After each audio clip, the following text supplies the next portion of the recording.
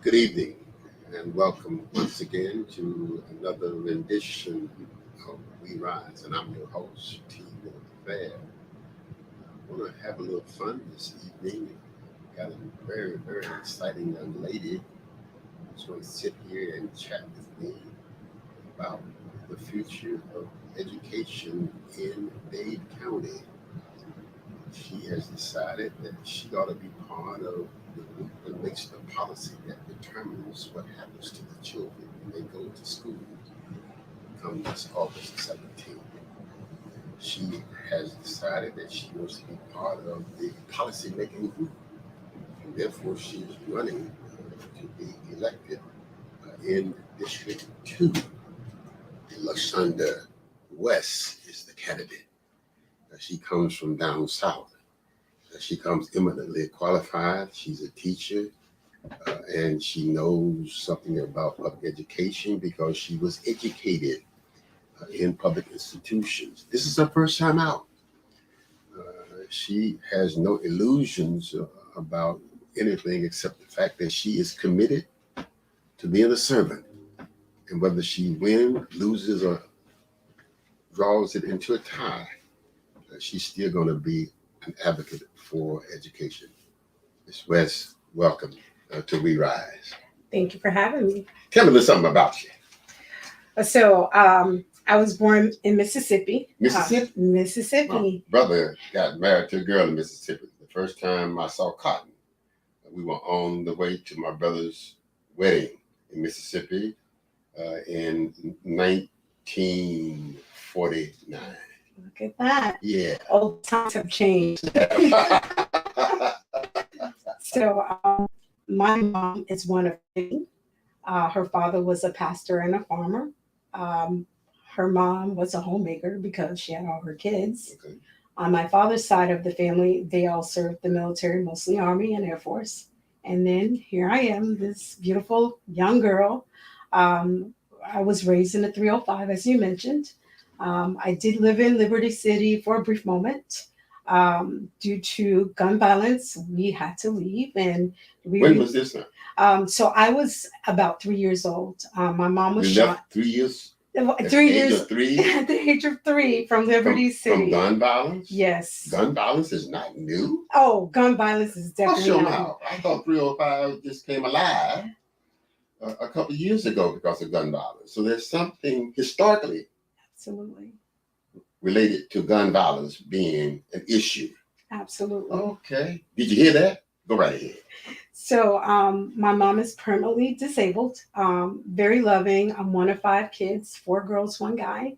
And so my job is not only to make my mom proud because she gave so much for us, but just to be a good person for my community. So you're one of 5? I'm one of 5. And your mother is disabled? Yes, sir. And how long has she had this disability? Since I was 3 years Since old. she was 3, and you got an education? I got an education. How'd she do that? Listen, God is good. First thing then, she must have been a believer. Absolutely. I was raised in the church. Oh. Yes. The Lord will make a way somehow. Amen. You came up under that? I came up listen, we spent vacation Bible school. Hush your mouth. Usher board In spite of practice. circumstances? Despite, yes. Racism included? And racism included. Oh my Our goodness. church had a van service that picked us up because we had no car. Picked you up to bring you to church? Absolutely. Where was your church located? So again, remember we were in Homestead, so Covenant Baptist Church. Okay, but they picked you up. Yes. How many blocks away? So we were in Naranja by the Air Force Base, and Okay. that church is deep in Homestead. So Okay. when people say there are not any good people out there, you find the right church home, you got a family, and you need something, they're going to do it or provide for you. Yes. And if you need to get there, folks who believe that you need to get there will make a way for you to get there. Amen. Because y'all serving the same God. Same God. Sounds like something that happened up in North Carolina when I was growing up. Go right ahead. Okay. So religion has always been a part of my life. Even today, I thank God. I'm just going to mention an incident. People were on Facebook with me last night, probably about 11 o'clock. A car ran into our house on the side where my 2 sons, okay, I'm not going to cry, where my 2 sons were sleeping, and Had we not had a concrete wall there, the car would have went through the house. Okay.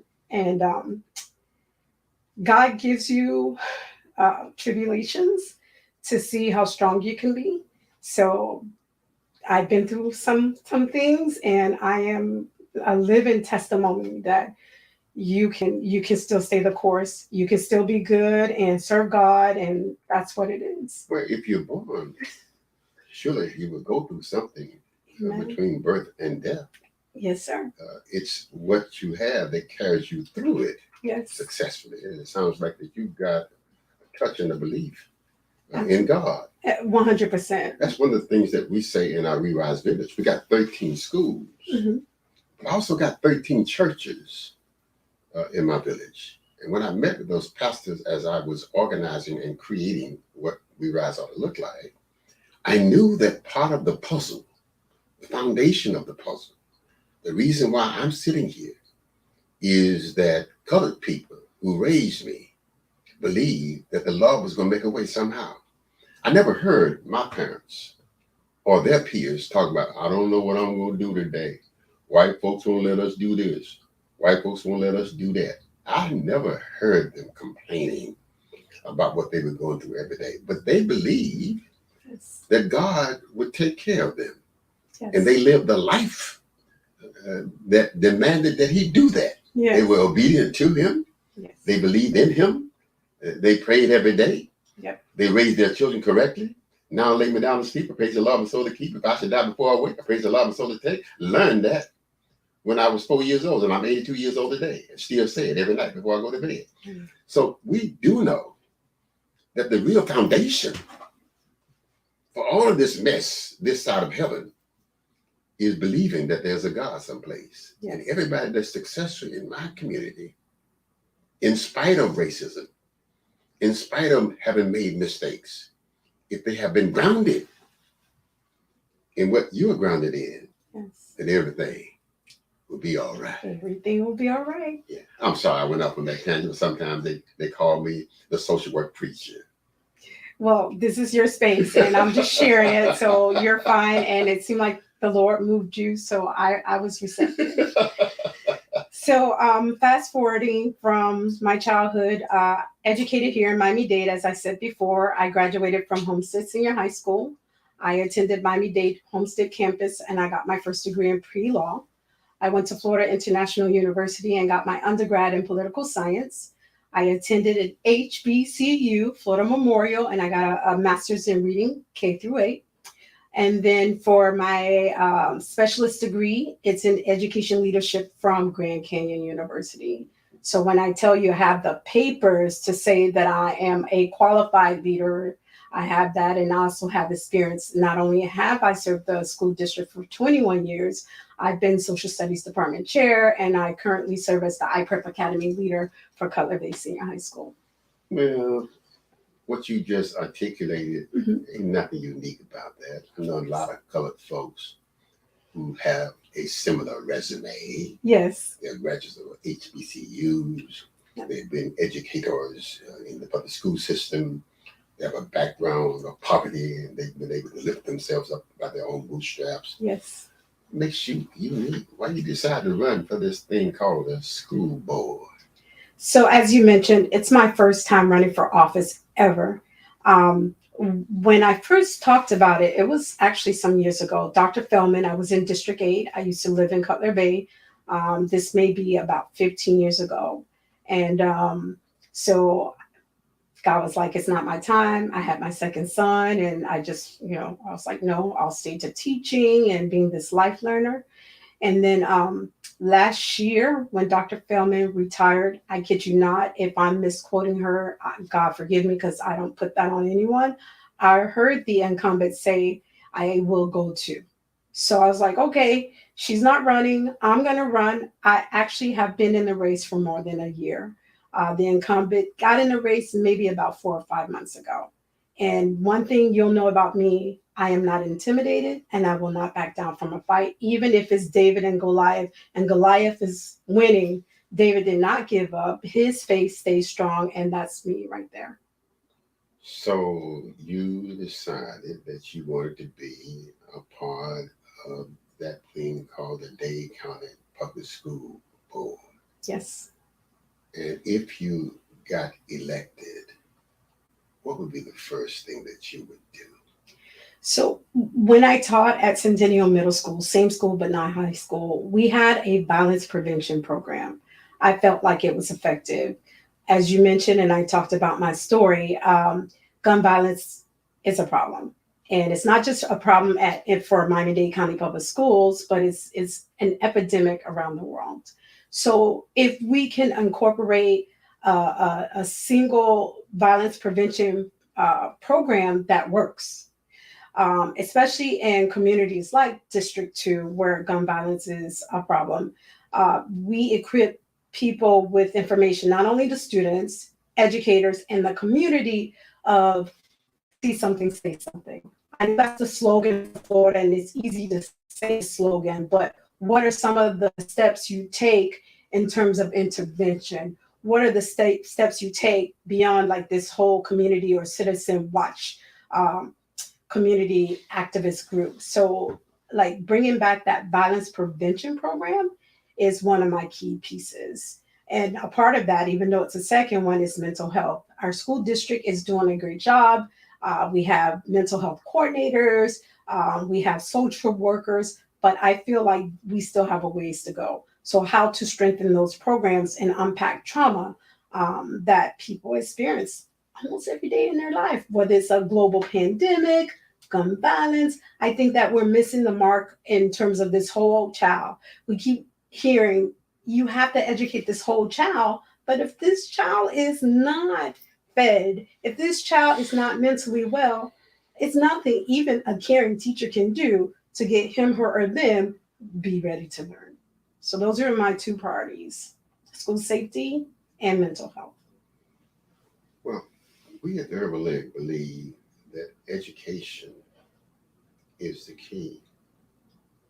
We believe here at the Urban League that there is no problem that currently exists that cannot be resolved by an aggressive pursuit of educational success. If you're going to get all of those degrees that you just articulated, that requires a lot of self discipline, a lot of focus and concentration over a period of time. That requires a believability in your ability to get things done in spite of circumstances.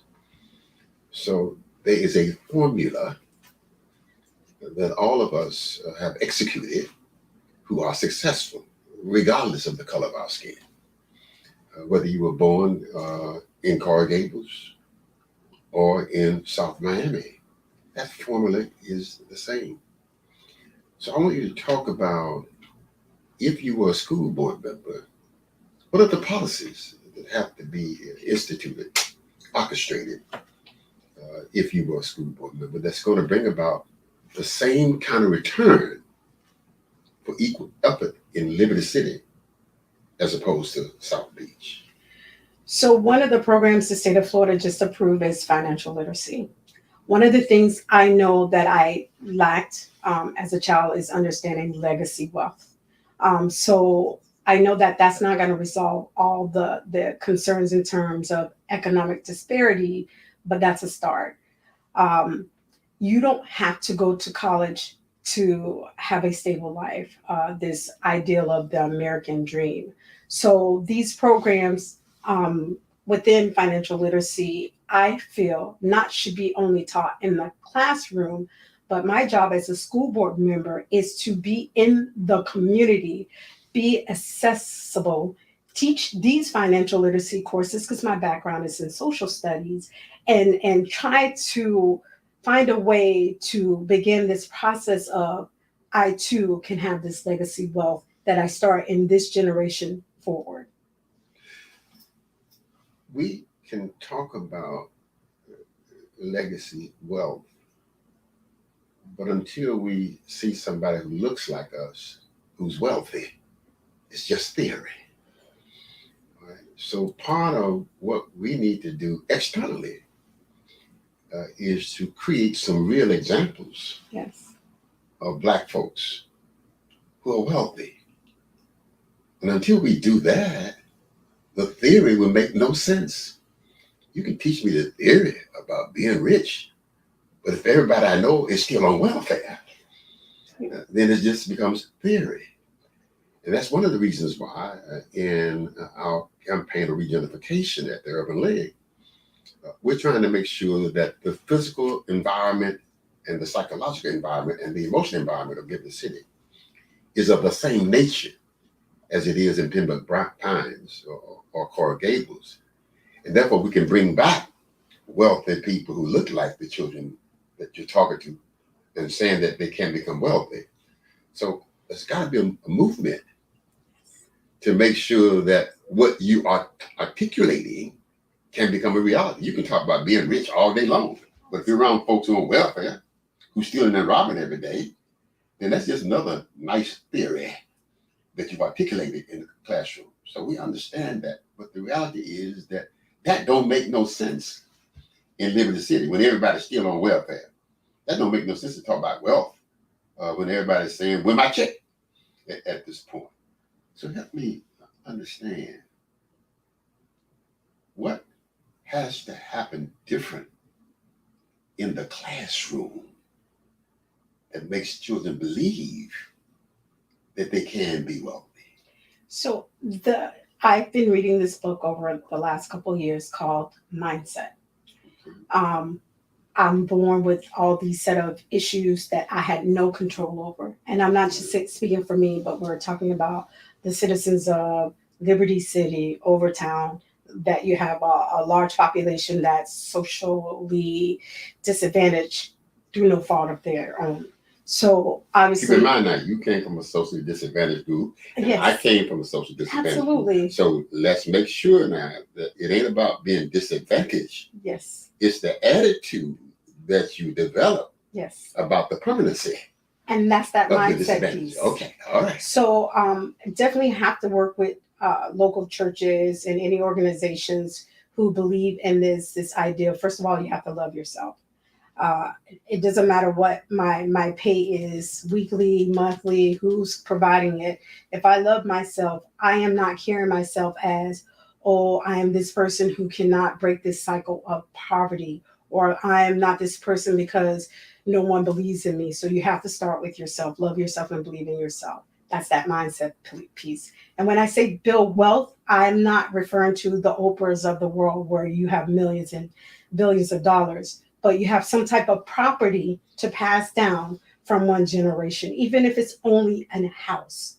So in my situation, for example, even though my grandfather had property in Mississippi, because of my mom's situation, she doesn't have property to pass down to me. So am I going to figure out how to invest in any property, whether it's stocks, housing, or whatever, to pass down to my children? So not only it's that fits the psychological mindset of what I'm capable of doing, pull myself up by the bootstrap, whatever you want to call that mentality or philosophy, but also what am I able to do even though I have this circumstances? That's part of public education. It is? It is. It is definitely a part of public education. If that's the case, then the theory that we have about how teachers have to be trained is uniquely different.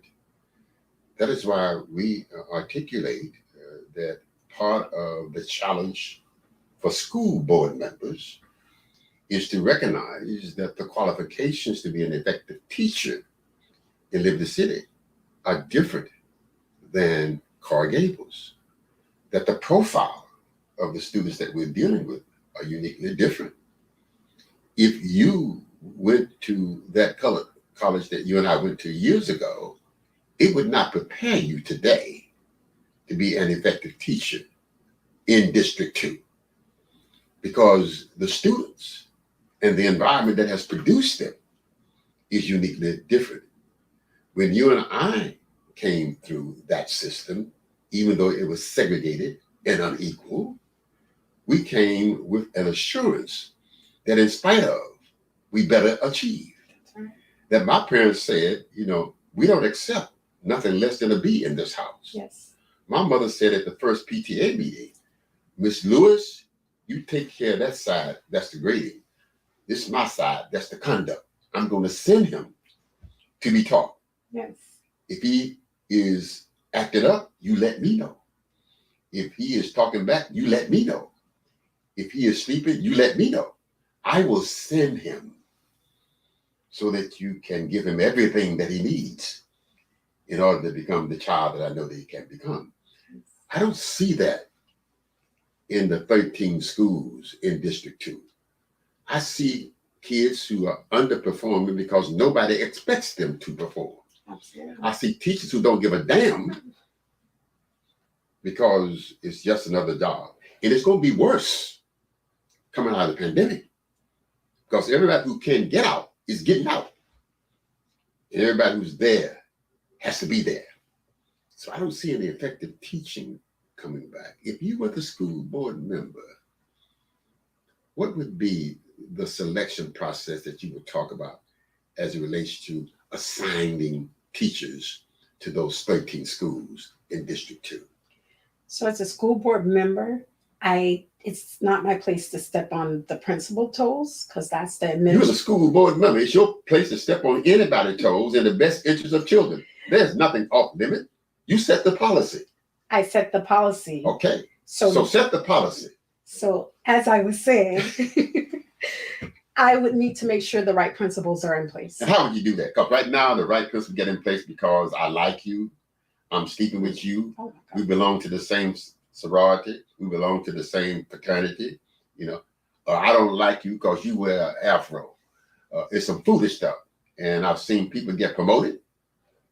I've seen people get demoted. Then I see people get promoted, demoted, and then get promoted back to where it came from. So I got all this crazy stuff that goes on in the district not because I'm competent, not because I'm dedicated, not because I'm committed to making sure that the children's future is ensured, but simply because I got my politics right. How did we change this whole system where people just get promoted? Because we from FAMU. That's my school. You my man.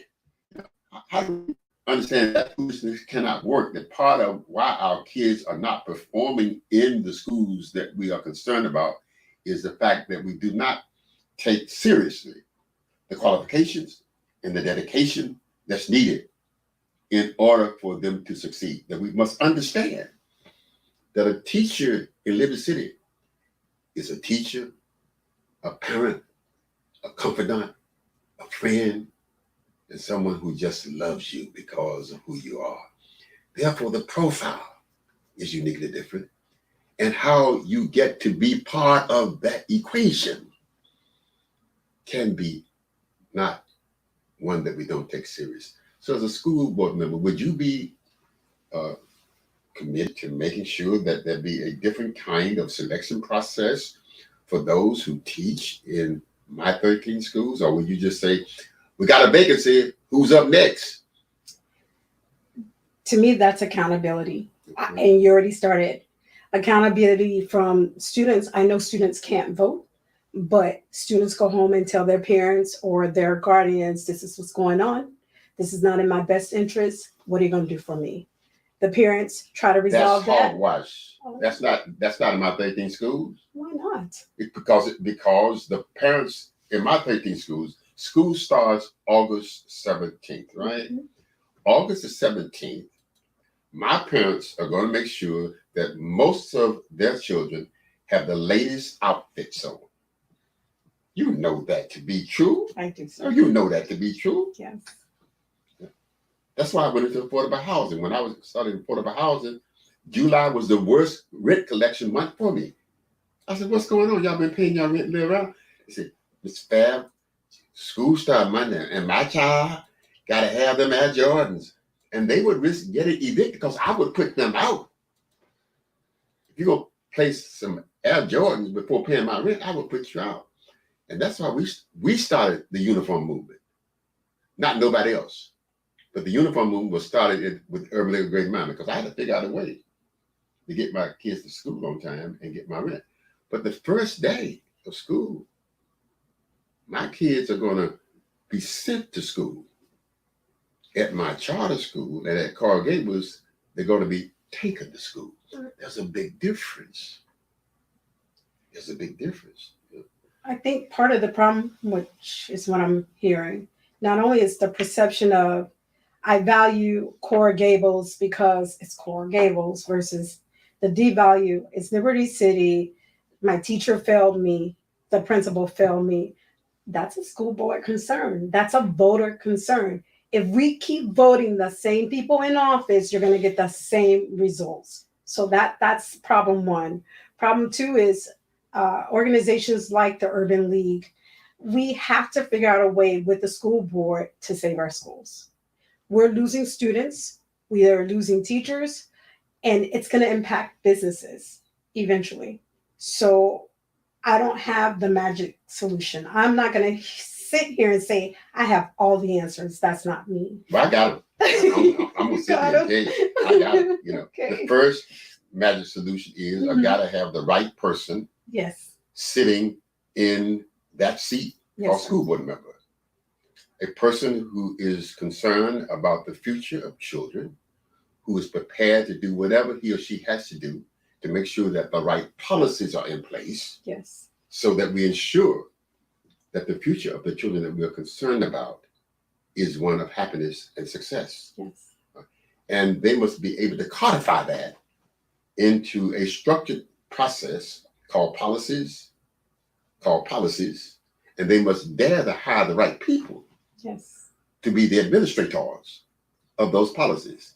And they must care enough to get unelected if they are not executed to the highest expectations. What I have is school board members who represent my district, who for all intents and purposes, based on a very casual examination, don't give a damn about the children. How dare they jump up and down and say, oh, we are an A district, when half of the children can't read in the district. How dare you, as a school board member, suggest to me that the key to violence in our neighborhood is to have a course in conflict resolution. That's what the person who occupies District 2 has articulated as a solution. I know how to deal with conflict resolution in Liberty City, and that is not to get killed. I don't need you to teach me how to manage conflict. You need to teach me how not to get killed in this whole process. But to suggest that the solution to violence in the community is conflict resolution being taught tells me that you don't understand the core, the nature, the dynamics that's associated with violence in our community. And that's why I disagree with the people who call themselves representing my district, that they need to understand that they are dealing in a Frankenstein world and not an Einstein world, that they need to understand that it's about my children. So if you were a school board member, how daring would you be to take the leadership and shake it up the system? Well, that's my job. You want to be reelected, don't you want to be liked? I am don't you not. want everybody to say, oh, here's system. Oh my goodness. Don't you want people to get up and kiss your ring when you come into the room? Listen, I have 3 crowns. Already did that. I've been a queen. I had people kissing. That's not what I'm doing right now. Okay. It's a time. So this ain't about you. This is not about me. It's about our precious kids who deserve a quality education. So I don't bring with me a team of people who I want to put in place because I owe favors. I don't bring a team of people who I want to increase their salary because I expect something in return. We got to do something, because that's my concern too. When I asked about the data for District 2, when the A was released, well, how many schools was performing at proficiency level? Because that's one of the things that always concern me, especially with the younger population. Because if we are not teaching them how to read in the early years, it's very difficult for them to learn how to. I'm not saying it's impossible, but it's very difficult for them to learn how to read in middle and high school. I see the concerns of District 2. And again, this is not a popularity contest. This is not, I need friends, so I have to owe some political allegiance. This is about doing what's right with children. I have two kids. God forbid if they had a teacher who didn't care, who didn't teach them, a principal who only put people in place because they're friends. That would hurt my heart as a teacher and a parent. But you do know that does exist to the highest order. See, and I can speak from experience. I'm one of the persons that I don't take your word for it. You know, I go into the quagmire, and I'm in and out of the schools. I've been in every school consistently in those 13 schools for the last umpteen years. So you name it, I've claimed it. I've been there. You name it, we've done it. You identify the problem, we've already done that. So the problem is that we have a school board that does not give a damn about the success of children in Liberty City. So how dare they celebrate that we are an A district when half of the children in our 13 schools can't read? Another concern I have as a candidate is this shift. I love football. Football has been a part of my life since the day my dad passed away. So I would always love football. But there has to be a balance between athletics, academics, and the overall culture of each school in District 2. And I know that your focus is on Liberty City. So my job is to keep these programs in place because this is where the buy-in is, but figure out how that same energy that is there for sports and put it into reading programs. Put it into this ideal that, great, you look so amazing in these labels and all that, but what are we doing about your future? Everyone doesn't have to go to college. That's my mentality. If you want to do some type of career track, how can I, as the school board and the school site personnel, get you everything you need to be successful? So that's part of building wealth legacy, especially in the inner city. You cannot force people to go to college and say one size fits all. That never worked. And it doesn't work in this case. And riding on my football career, that's going to bring me millions, that's great. But the statistically says that most athletes are not going to be playing pro football or pro basketball. So what skills do I possess? I have my athletic skills, and that's great. And if my money is there and I invest, that's great too. But what else is there to me, this whole person? This mentality shift has to happen. I have these talks with people about pre-integration and how the Black community was better off because it was a community. Everyone valued education. Rarely you seen a disrupted child. How is it that we got it right then and we were struggling for equality, voting rights, and all these things, and now we have access to all this stuff, and it's like we fell so far behind? Why? Because the folks who are in charge have not said that education is the key. The folks who are in charge, school board members at the top, have not said that education is important. And until the folks who are in charge say that that's the case, why would we blame the children? Why would we blame violence on the children when a violent act is committed by saying that you're going to be violent, so let's teach you conflict resolution? That's what you're saying when you do that. Instead of saying violence is unacceptable. You don't need no conflict resolution. You need this. Is that an unpopular stroke to make? I don't think so. What I'm saying is that conditions exist in my community because those of us who are in charge, from school board members on down, live in a fantasy world. You are the epitome of what hard work, what discipline, what staying focused can do in spite of the circumstances. So why is it that we're not able to translate that to the children that we teach every day? Simply because those who are in the positive positions don't expect any more from us. So until those who are in the positive positions expect the same return for the same kind of effort, then who gives a damn about an A district when we're still at F?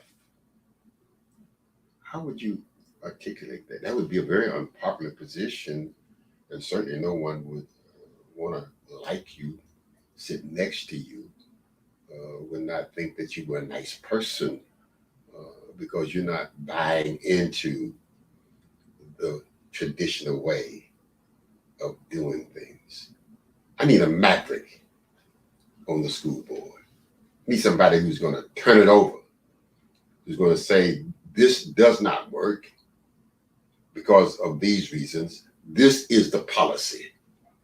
For example, there's a committee called the Achievement Gap Committee. Every 5 years, the school board, in its August moment of austerity, puts together a committee. And we're supposed to sit down as a committee and outline a process that's going to close the achievement gap between Liberty City and other parts of the community.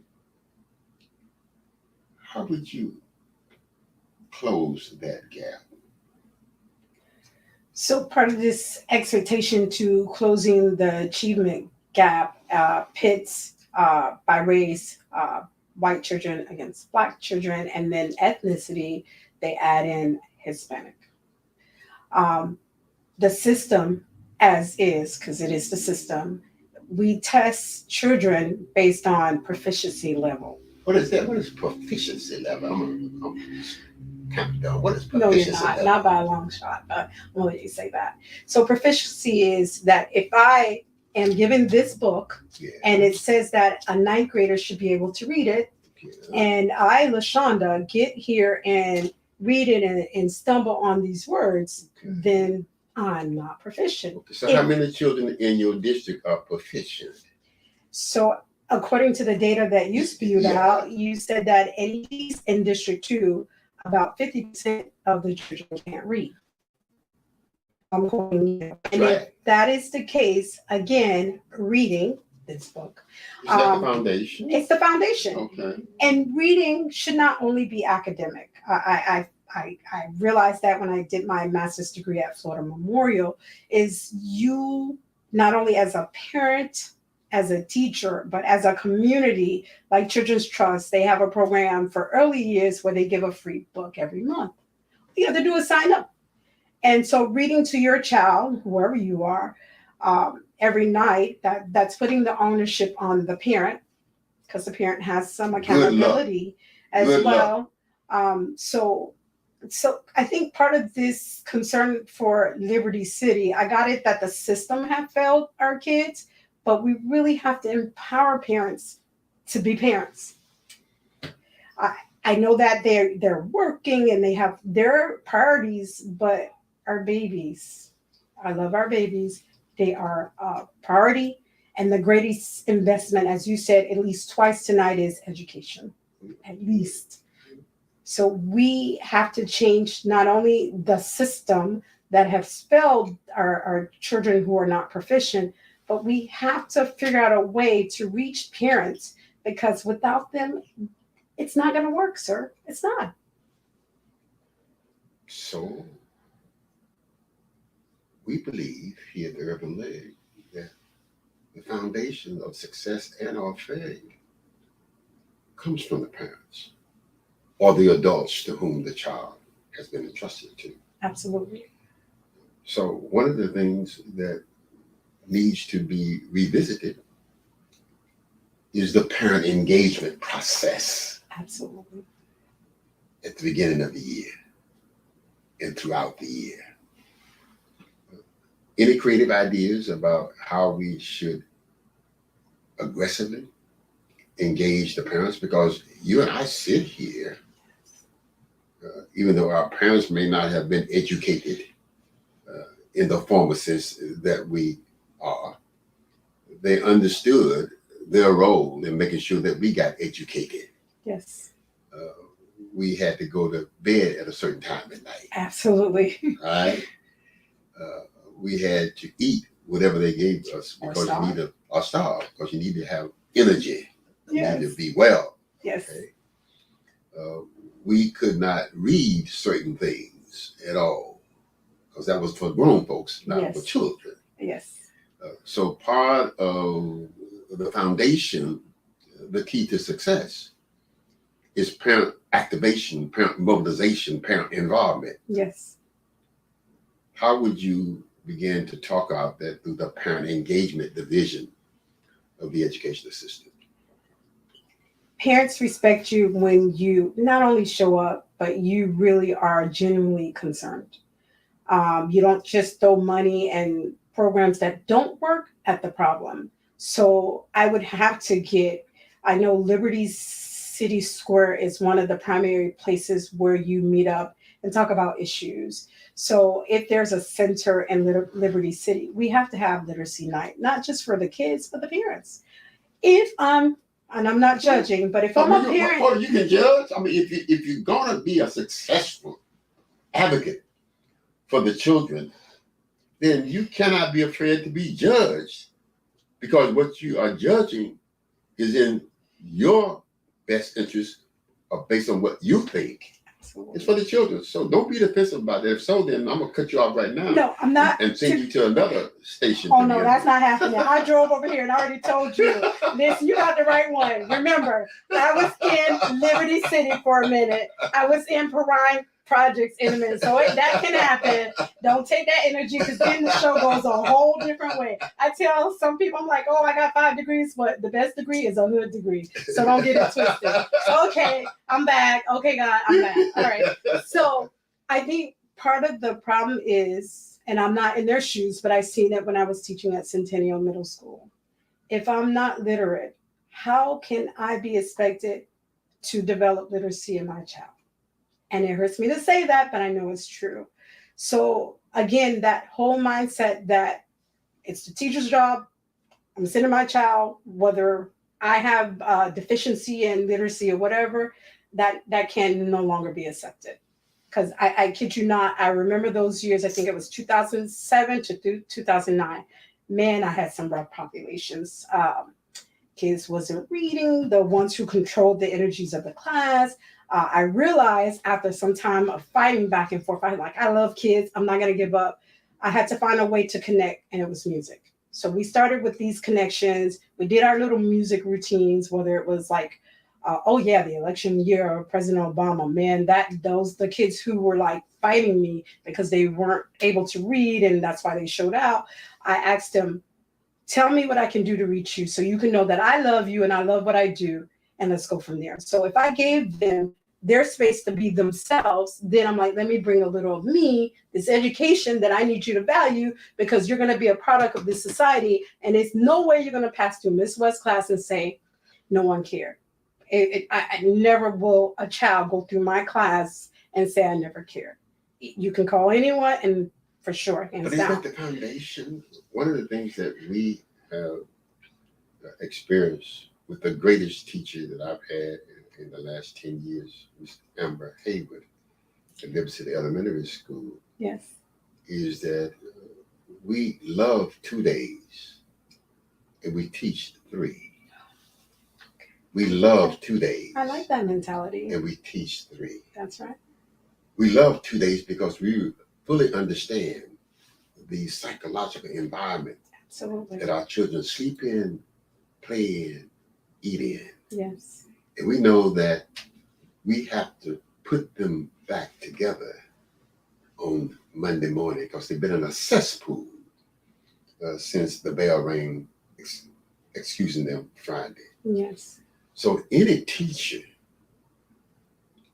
who teaches in my 13 schools, who's afraid to touch children, who's afraid to say, come here, honey, let me tie your shoe, blow your nose. That's right. Any teacher who just thinks that ETO says that in the third week you should be on page 9, in the fifth week you should be on page 2 of chapter 15, doesn't understand how to get the same kinds of academic successes from my children as they get elsewhere. Yes. Would you be immune to having a policy that makes that kind of distinction in the hiring and selection process of teachers? That's the part of that mental health piece I talked about. Children have to feel loved. They have to feel like they belong. We know that. I'm saying we have to make that part of a description. We have to make that part of the selection process. There needs to be an instrument. Specific language saying you must. Yeah. And also a test that allows us to gauge whether or not you must do what you're supposed to do. It's absolutely unacceptable that there are 270 plus Teach for America students, teachers in the district, and 4/5 of them are where? In schools with children who look like me and you. So how would you as a school board member make sure that there is equity in the quote unquote disbursement of the right talent to the right challenges in the system? We just can't send anybody to District 2. There has to be a discriminating policy that allows us to select the best and the committed and to pay them comeback pay to come and further murder our kids. Makes no sense. Would you as a school board member be able to stand up on the table and say enough is enough? We want the best. And this is what the best looks like to us. So I am a child advocate. I feel like if you're not putting our children in the best situation possible, then we need to figure out a way to resolve that concern. We call fire them. We call execute them. We call put them before a fine squad. Or put them in a place. Send them to teach their own children. Put them in a place where it's a. Let them go murder somebody else's children. So I'm sorry, that's the kind of language I should not be using. But I'm gonna use it anyway. This is my podcast. You know how it is. It's Tuesday, and I'm just wide open with this candidate here who's running for school board. We're gonna win you over. Amen. This have been discussed in some of the political forums I've been in, and one of the concerns is when you deal with children of color, who are you placing in their lives, and are they effective? And if they're not effective, y'all had that discussion? Well, yes, we did. We didn't have it in your blunt language. Wait, see, if y'all didn't have this blunt language, then y'all were being sophisticated. Y'all were doing the things that you said. But it's the same conversation. You and I. No, it ain't the same conversation. Okay. No, it ain't the same Enlighten conversation. It ain't the same conversation. You had this kind of conversation before. With this kind of emotion, you had some proper words, some articulation, some theories. The hours were rolled. Nobody got offended at all. We just had a nice, intelligent discussion. We're talking about the raw stuff here. Yes, you're not. We don't hold back. We're talking about the future of the children. Absolutely. And it's on our watch. Yes. So how dare us sit up and try to be erudite and sophisticated and roll our R's and be prissy, and look nice. And then at the end of the day, we still murder the children. How dare us think that it's all about us? Absolutely. And whatever language that has to be used to convey what we believe and feel, we have to do that. We have to care enough to dare enough. And if folks don't like it, they just don't like it. That's their problem. But the God that you and I serve is going to judge us. Yes. Not by what they thought about us, but by what he thought about what we did in his name. So I could care less.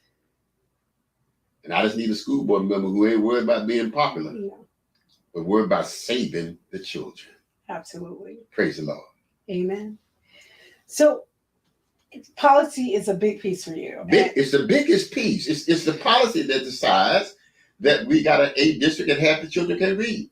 It's the policy that decides that you can send somebody to another school called a failing school, not because they bring any extraordinary leadership skills, but because we're either trying to get rid of them or they're going to make some extra money by being over there. That's policy. Yes. I need somebody on the school board who's going to say that policy don't work for us, and we're not going to support it, no matter how much y'all think it is right.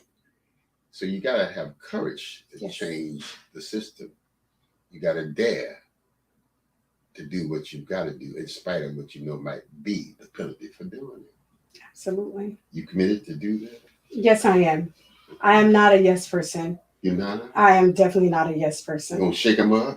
I'm going to do what is needed for the kids. Okay. And I expect you, if no one else, to hold me accountable. I'm going for sure. I'm going to hold you accountable. I'm going to hold you accountable. I just wish I knew that you were running before now, because I would tell you that I would hold you accountable. I would not accept anybody who is not committed to doing what we've got to do for the future of the children that we're concerned about.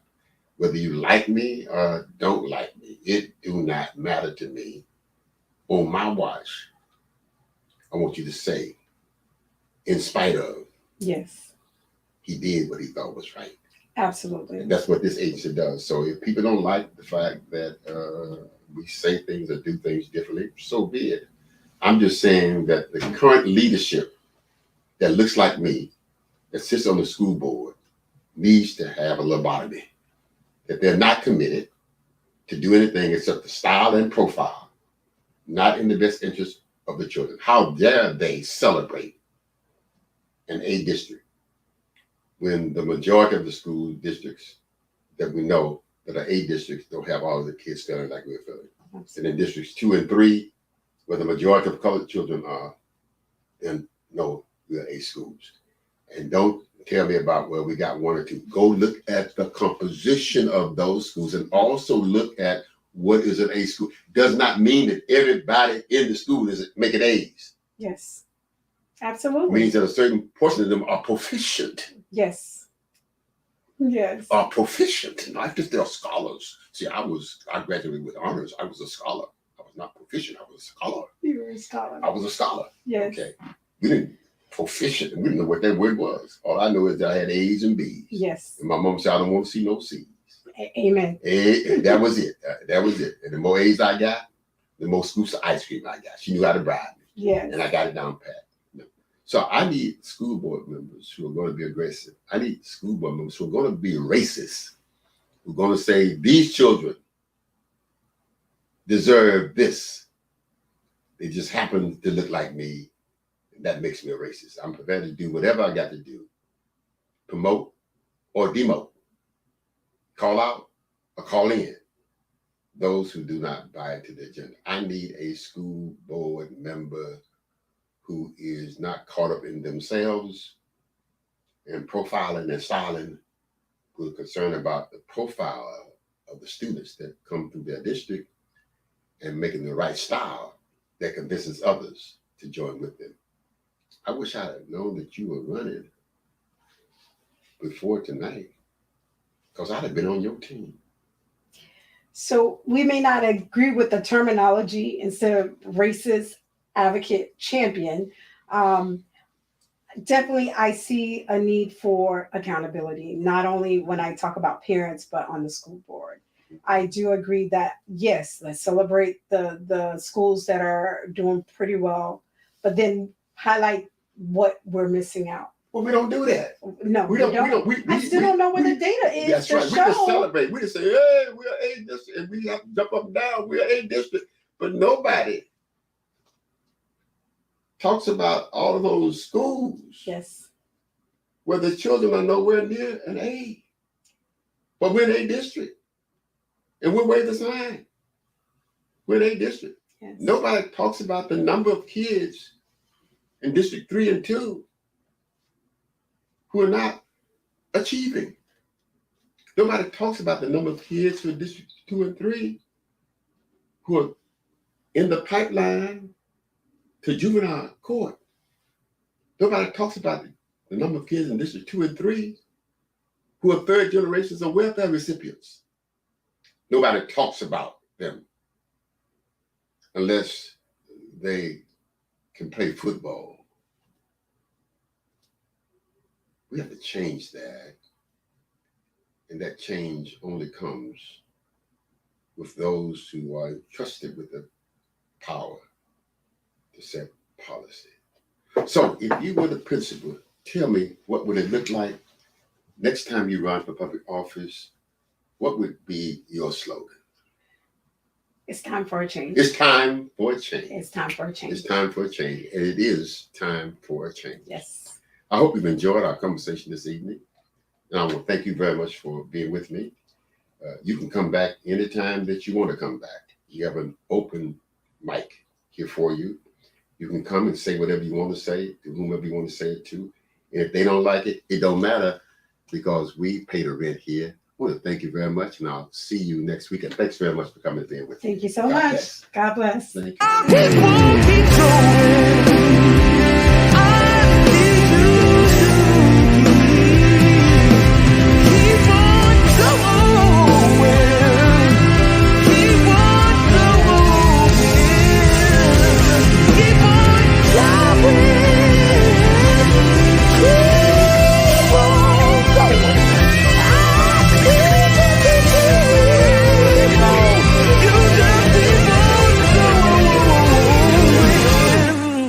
We've been hated, degraded, and talked about most of our lives.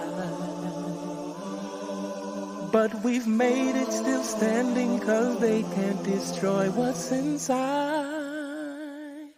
Black people keep going.